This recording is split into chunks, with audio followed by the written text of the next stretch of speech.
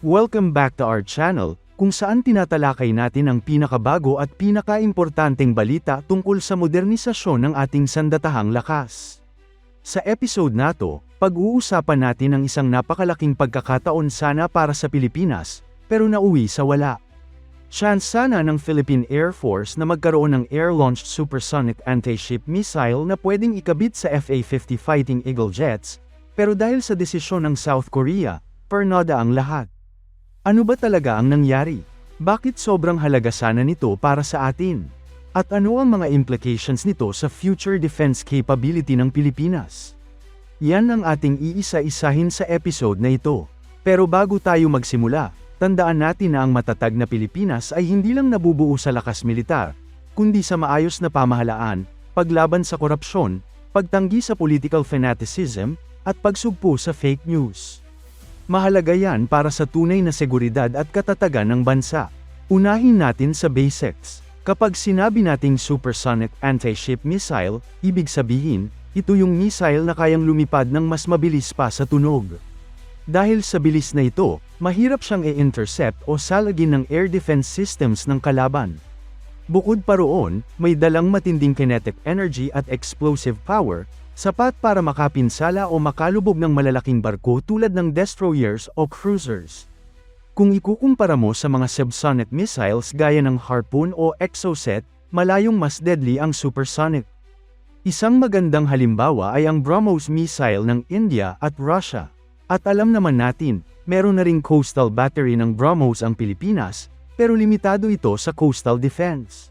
Ngayon, imagine kung may air-launched version tayo na kayang buhatin ng FA-50 jets ng Philippine Air Force. Napakalaking shift sana nun sa power projection natin. Ngayon, puntahan natin ang plano ng South Korea. Ayon sa mga ulat, may plano silang mag-develop ng air-launched supersonic anti-ship missile.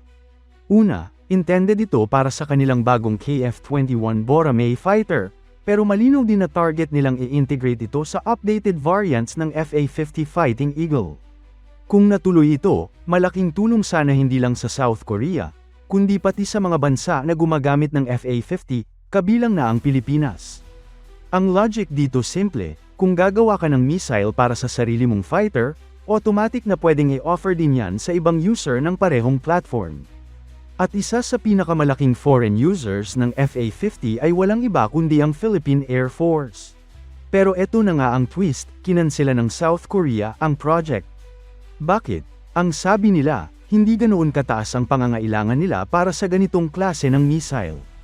Kung titignan, ang primary threat ng South Korea ay North Korea.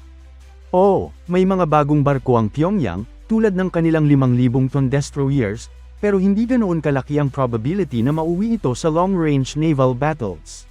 Mas nakafocus ang South Korea sa air defense, precision strikes, at counter-artillery operations laban sa North Korea, kaysa sa maritime strike missions gamit ang fighter jets. Kaya sa pananaw nila, parang overkill ang air-launched supersonic anti-ship missile. Pero bakit iba ang sitwasyon ng Pilipinas? Ngayon, dito na tayo sa punto kung saan masakit para sa atin. Kung sa South Korea ay hindi ganoon kaimportante ang weapon system na ito, iba ang sitwasyon ng Pilipinas. Sa West Philippine Sea, araw-araw nating kaharap ang malalaking barko ng China, destroyers, frigates, Coast Guard vessels, at maging aircraft carriers. Kung sakaling magkaroon ng tensyon o conflict, malinaw na kakailanganin ng Pilipinas ang paraan para labanan ang mga barkong ito. Oo, meron tayong BrahMos coastal defense missiles. Pero gaya ng nabanggit kanina, limited sila sa fixed positions. Hindi sila basta-basta may lilipat kung saan may pangangailangan. Samantalang kung FA-50 jets na may supersonic anti-ship missiles ang hawak ng PAF, kayang dalhin ang capability na ito kahit saan sa bansa.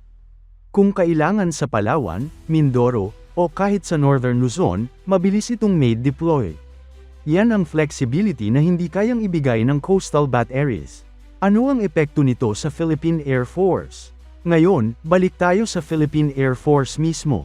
Matagal nang tinutulak ng ilang defense analysts, kasama na ang Max Defense Philippines, na gamitin ang FA-50 bilang anti-ship platform. Ang dahilan, affordable siya kumpara sa mas malalaking jets, at proven na rin ang performance. Kung natuloy ang supersonic missile ng Korea, pwede sanang maging strike package ang FA-50, mabilis, maliit, mahirap targetin, pero may dalang makapangyarihang missile laban sa malalaking barko. Pero dahil kinansela ang development, wala nang option ang FA-50 na magamit sa ganitong role. Sa madaling salita, hindi siya magiging anti-ship strike jet, at nananatiling limitado ang PAF sa air-to-air at light-ground attack missions. May pag-asa pa ba? Ngayon, tanong ng marami, may chance pa ba para sa atin?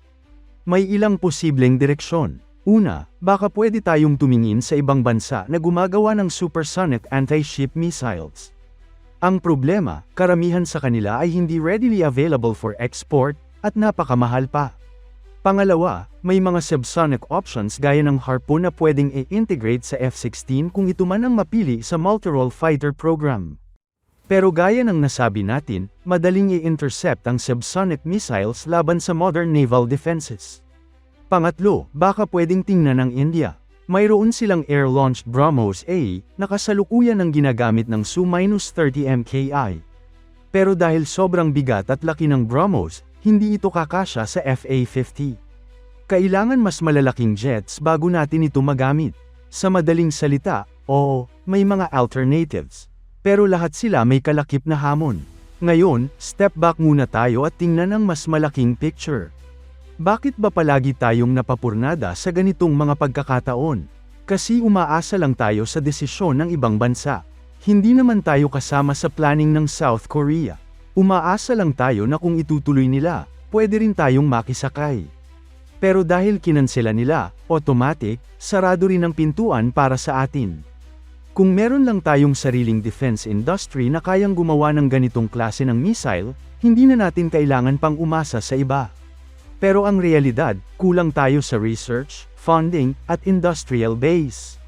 Malayo pa tayo bago maging self-reliant sa ganitong level ng technology.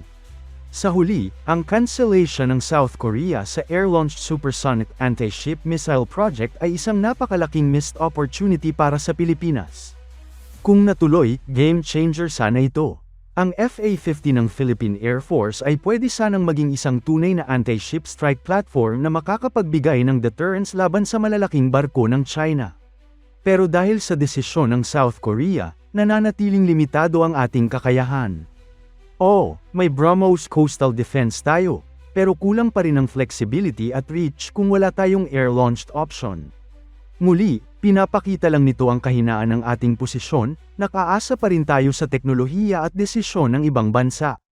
At sa bawat pagkakataong tulad nito na nauuwi sa wala, mas nagiging malinaw ang pangangailangan na mag-invest ang Pilipinas sa sariling defense industry. Dahil kung hindi, lagi na lang tayong maghihintay sa mga sana at kung natuloy lang.